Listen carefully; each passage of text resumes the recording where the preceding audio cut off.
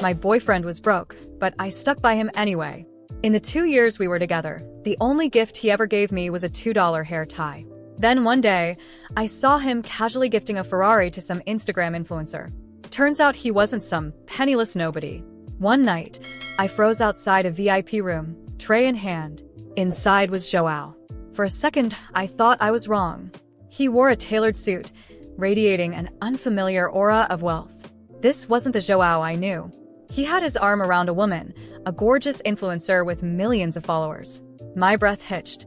I remembered the night before, Joao holding me close, whispering, "Babe, I'm so lucky to have you. I love you so much." The influencer dangled a car key, cooing, "Thank you so much, Joao. I don't know how I'll ever repay you." The room erupted in cheers. "Marry him," someone yelled. "Kiss. Kiss." They kissed. I went numb, like I'd been struck by lightning. I handed my tray to a coworker and fled. In the bathroom, I sobbed, biting my hand. We'd been together for 2 years, and all he'd ever given me was that cheap scrunchie. He claimed his family was poor. His mom was gone, his dad had a stroke, and he had younger siblings to support. I felt for him. I understood his pressure. So I took care of him. We lived in a tiny apartment. I paid the rent, utilities, and groceries. His paycheck supposedly went to his family. He'd even get insecure about his situation. "Babe, do you think I'm a loser for being broke?" he'd ask. "You'll stay with me, right? You won't leave." I'd always reassure him, "It's okay. We'll work hard, and things will get better." He'd promise, "Babe, I'll make enough money to marry you, buy you a huge diamond ring, a big house, and you won't have to work anymore." Thinking about his promises, my heart twisted. I left the bar, telling the manager I was sick. Back home, I cried myself to sleep.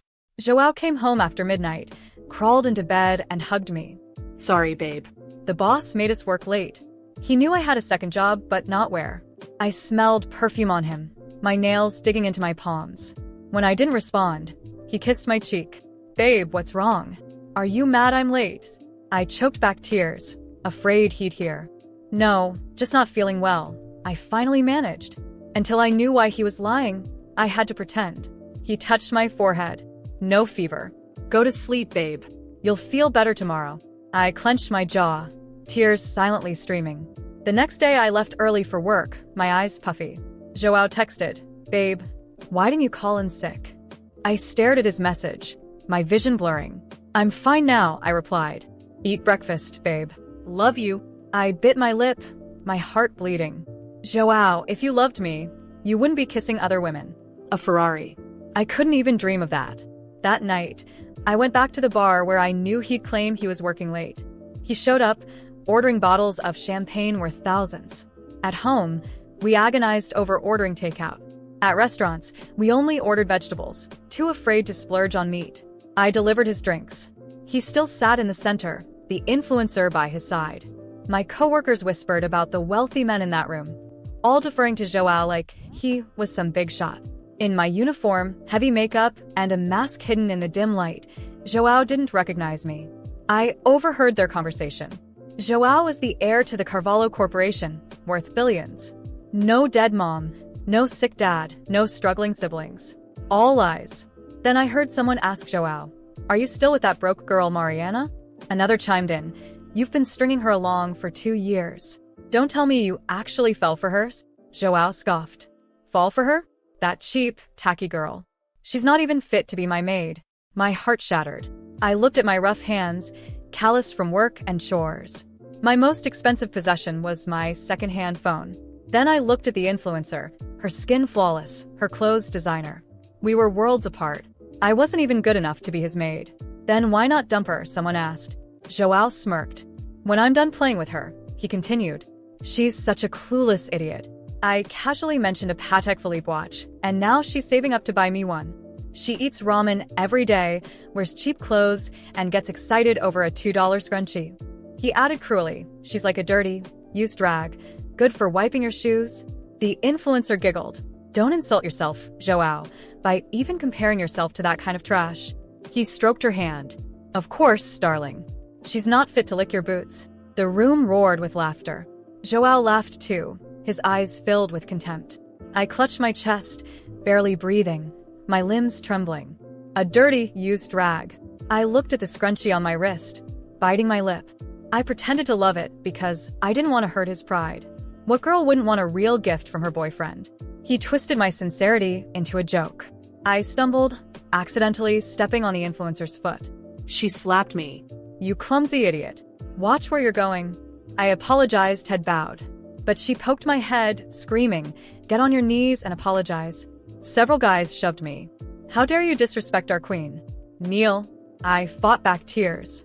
"I'm sorry," I whispered. I had stepped on her foot.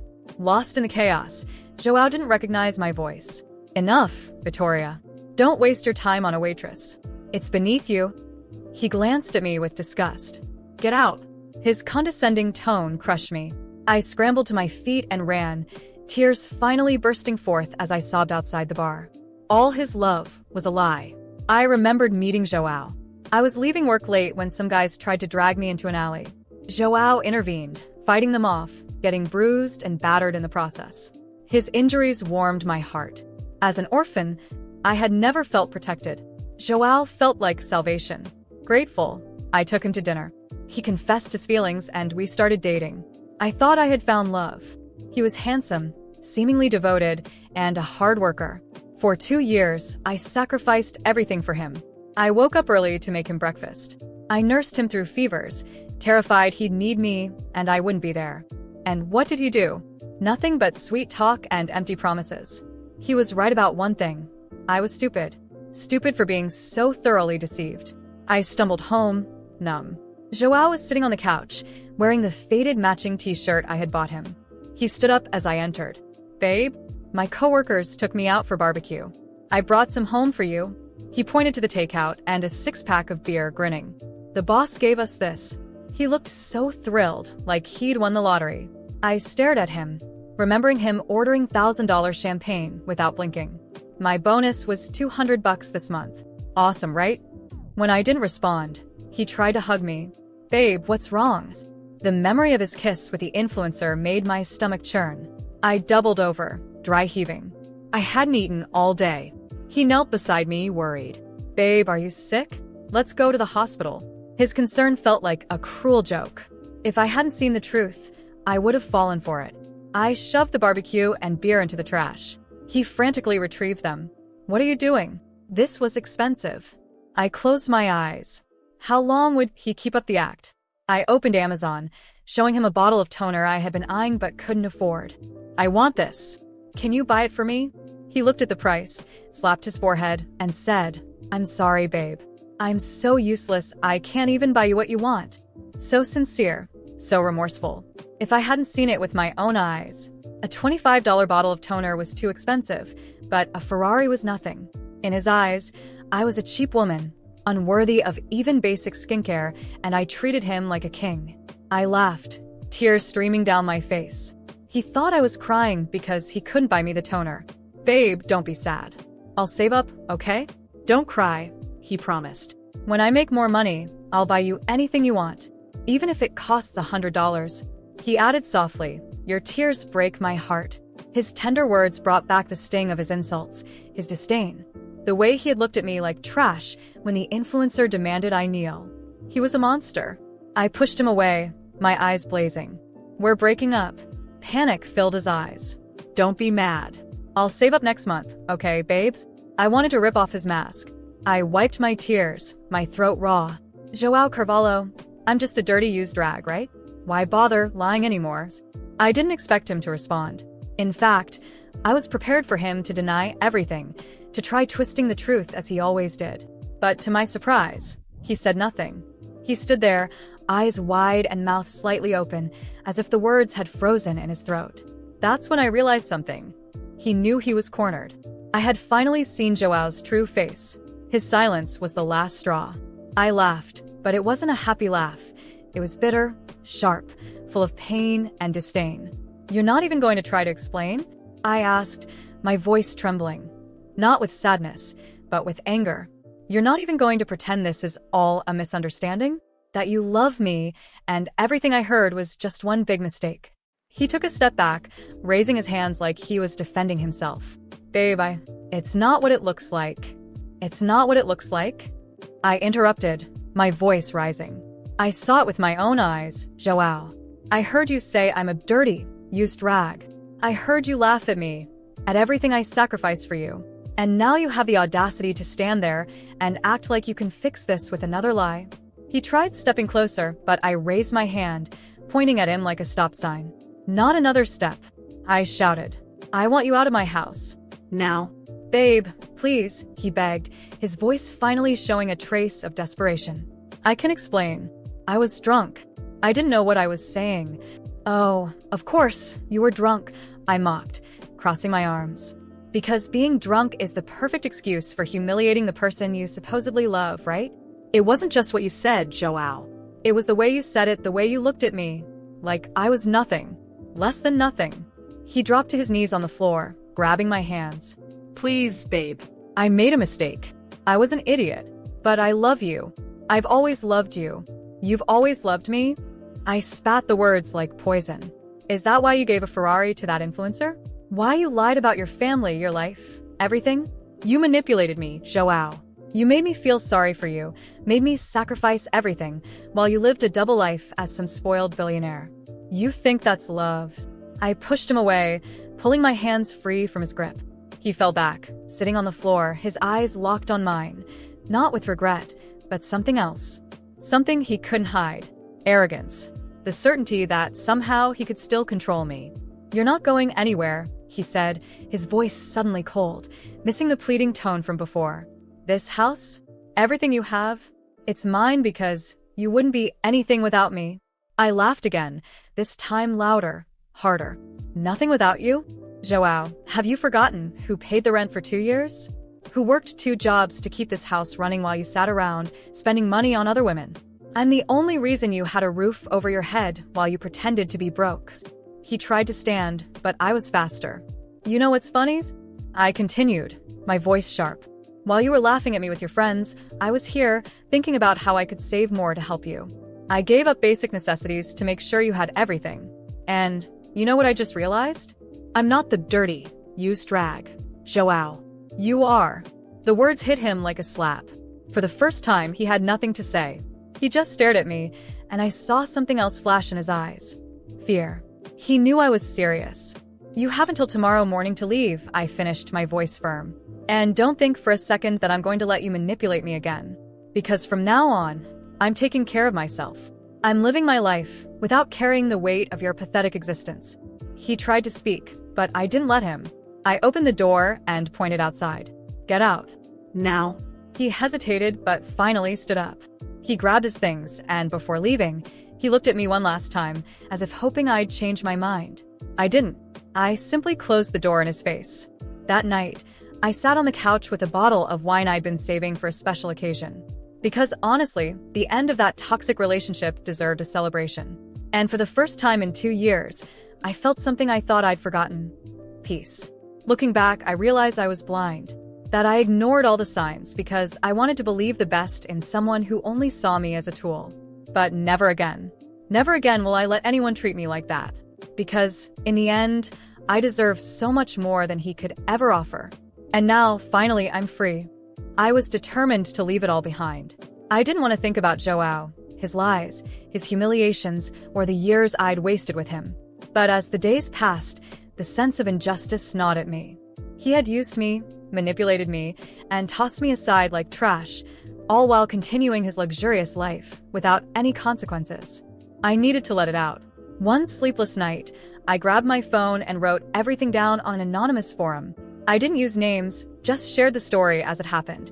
How he pretended to be poor, how I supported him for 2 years, and how I discovered his true identity at the bar, where he publicly degraded me while flaunting his wealth with an influencer. It was a long post, but each word felt like lifting a weight off my chest. I didn't expect anything. I just needed to vent. The next day, everything changed. My post had gone viral. Thousands of people were commenting, sharing, outraged by what they had read. Some curious users pieced together the clues, investigated, and uncovered Joao's identity. It didn't take long for his name to be tied to the story, and his reputation began to crumble. People started sharing details about him. Photos of lavish parties, extravagant trips, gifts for other women. Comments flooded social media, calling him a liar, manipulator, and an exploiter. The influencer he was dating got dragged into the controversy, and the internet caught fire. Some people began tagging his family's company, questioning how someone so devoid of character could represent such a prominent corporation. As all this unfolded, messages started pouring in. Some were supportive, others offered advice. Among them, a lawyer reached out. He told me that, based on what I described, we had grounds to sue Joao. You lived with him for 2 years. That qualifies as a common law relationship in many places. And considering he hid his true financial status while you supported him, you can claim half of the assets acquired during that time. I was stunned. I never thought of that. As much as I wanted justice, I feared what might come with a legal battle. Joao was wealthy, powerful, and would undoubtedly use his resources to intimidate me. But on the other hand, I deserved some compensation for the years I'd sacrificed for him. I spoke with the lawyer, who assured me we had a solid case. He explained that there was enough evidence to prove we had lived together and that I had been deceived about his financial situation. With the story going viral, there was no shortage of witnesses and even evidence like rent receipts and messages where he made financial promises he never kept. I decided to move forward with the lawsuit. The following months were a whirlwind. Joao, of course, tried to intimidate me. His lawyers sent threatening letters, claiming I was defaming him and demanding that I drop the case. But with my lawyer's support and the encouragement of countless people who continued to rally behind me online, I stood my ground. During the hearings, it became clear that he had no solid defense. The evidence was irrefutable. I paid the rent, the bills, while he spent money on parties and expensive gifts for others. The highlight came when the judge recognized our common law relationship and ruled that I was entitled to half of the assets he had acquired during the time we lived together. It wasn't his entire fortune, but it was enough to change my life. Joao was furious, but there was nothing he could do. When the lawsuit was finally over, I felt as though I had closed a chapter of my life. With the money, I started investing in myself. I opened my own business, something I had always dreamed of, and began building a new life. Most importantly, I learned to prioritize my happiness. As for Joao, he lost far more than money. His reputation was in ruins. His family's company began distancing themselves from him to protect their image. The influencer he was dating publicly dumped him, stating she didn't want to associate her personal brand with a toxic man. He tried to rebuild, but people don't forget easily. In the end, it wasn't about the money. It was about justice. It was about proving that no one has the right to treat another person the way he treated me. And for the first time in a long while, I felt truly free.